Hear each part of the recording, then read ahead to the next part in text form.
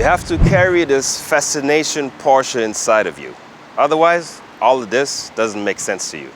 Otherwise, you won't even understand the message here on Porsche News TV. This is where they built the new icon, the Taycan, the first full electric Porsche.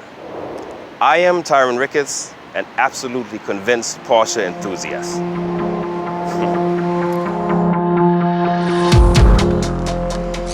This is the assembly hall for the Taycan, Building 70. In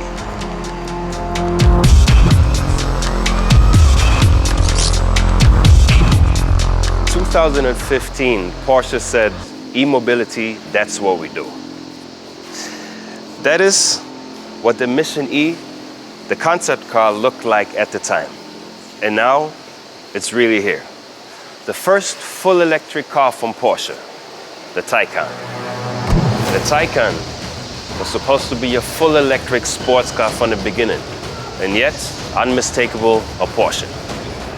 The body is fully galvanized and consists mainly of aluminum and steel. The battery case is not installed additionally, but is part of the supporting structure. From 180 kilometers per hour, the body is automatically lowered by 2.2 centimeters. This means more aerodynamics, better road holding. And truth be told, just forget everything you've ever learned about e-mobility so far.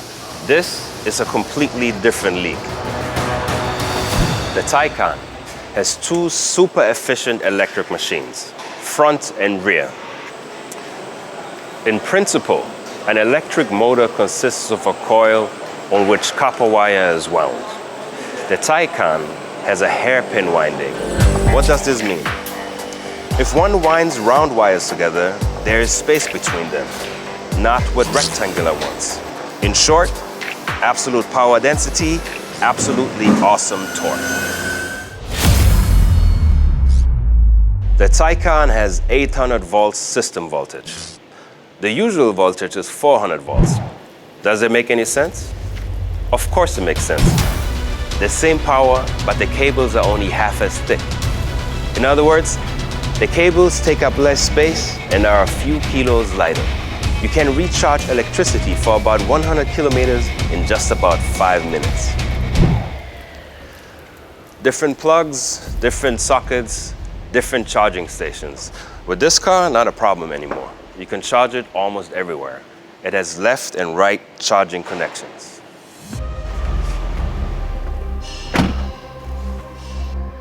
You sit in the car and Porsche, clearly Porsche.